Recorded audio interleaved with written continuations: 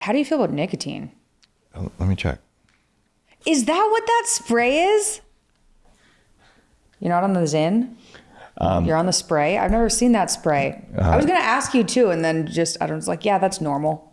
Yeah, it's normal for me. I go through phases. I'm at a high phase. So it is, other than caffeine, nicotine is the most studied nootropic on the planet. Yeah. And I've never smoked. Smoking's bad for you. And in my longevity book, I talk about a lot of data. In fact, there's someone you might want to interview. I call him Dr. Nicotine. His name is Andrew Campbell, if I remember right. I've had 1,200 guests on my show, so I'm pretty sure. He's a professor at Vanderbilt.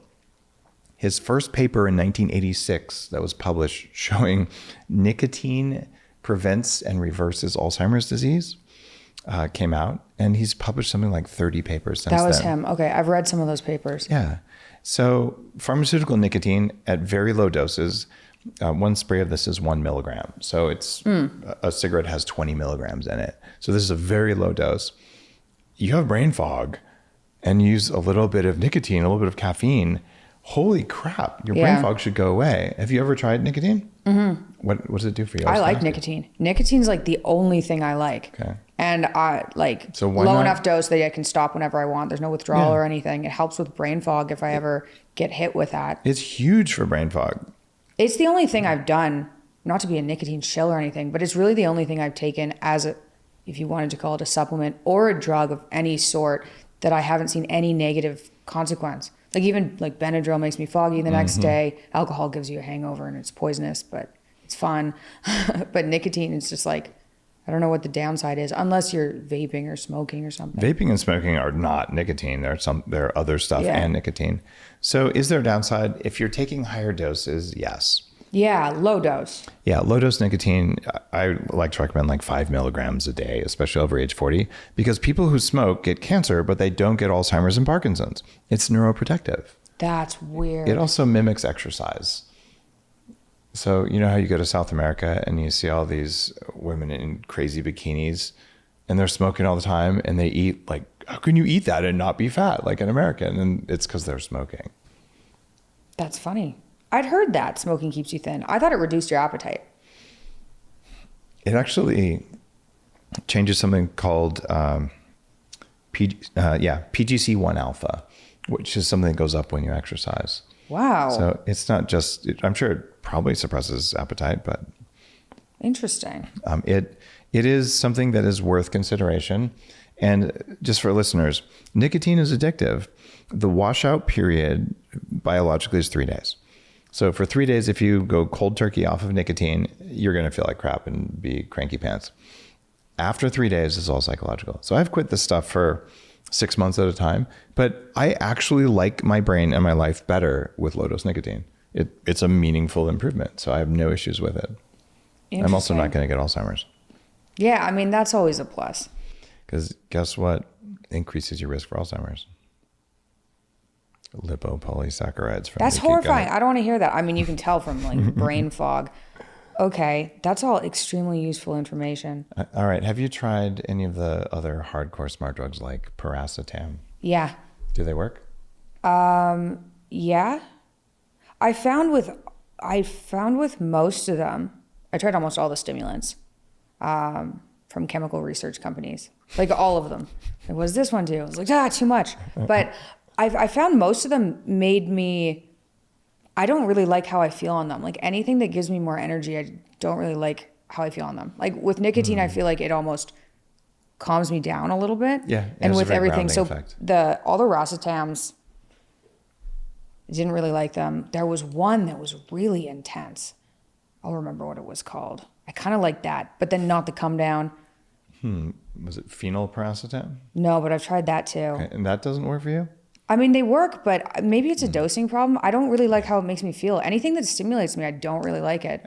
All right. So what I think is going on with you is GABA receptors. So you should look at things that stick to GABA because you feel ungrounded. And I mean, that could be it. I was on antidepressants for almost like high dose antidepressants for grade 5 till I was 23. You ever try saffron?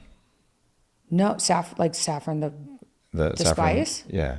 No. You can take a saffron extract that is not addictive and performs better than SSRIs. Well, I believe that. I was the first guy to put that in a commercial supplement about 10 years ago.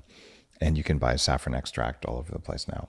And I use saffron regularly, and it helps. I don't get depressed. I've been depressed before, but I don't typically go there. Is that for GABA, or does it work on serotonin? That one works on serotonin. Interesting. 5-HTP, when I was going through antidepressant withdrawal, helped. It helped a lot. It helped, yeah. Yeah, I think saffron might be worth considering. Kava, I use something called True Kava. I've been helping that company get going. Kava hits the same GABA receptors that alcohol does, but it doesn't have any of the downsides of alcohol. So this is in Indonesia. This is a traditional beverage that they would drink. Is that a root? It's a root, yeah. But the extracts are lab tested with True there's Kava. Extracts? Okay, that sounds like a fun thing You can to do try. like an oil before bed. Kava could be good for you. I serve that at my parties. It's just truekava.com. And then there's also a couple smart drugs that affect GABA, and I'd have to dig through to figure out. Let's see, there's phenyl GABA, which might be amazing for you. I haven't taken phenyl GABA. I've tried GABA. Yeah, GABA. Phenyl GABA, it has a 72-hour washout. You can't take it every day, otherwise it builds up in your system and it can be addictive. You don't want that. But if you do it like once every 3 days at a normal dose, that can be really, really good. And then we can teach you how to ground yourself. Like when you're feeling too much energy like that, there's things you can do with your energy. Like this is old Chinese medicine stuff or yogic stuff. And so you can learn to have control over what's going on and all that stuff. So like if I'm feeling ungrounded, I'm pretty likely to say, I think I'll have some of this. You want some? Is it flavored? Yeah, it has some minty stuff in there. You probably shouldn't. I'm actually allergic to peppermint. Oh my I had an gosh. anaphylactic reaction this year. I used to get really reactive to peppermint, but that's gone. My dad's really allergic to peppermint too. I was like, who on earth is allergic to peppermint? So you guys just have mast cells in the family. One more thing we're going to do for you. Like this is super technical. I hope it's helping a lot of people. It's helping me. Who cares? No, just kidding. So we've got to get you the right stack of drugs to suppress your mast cell activation, and everything will change, right? And when you're on them for 6 months, you will suddenly find, oh my gosh, I feel much, much better.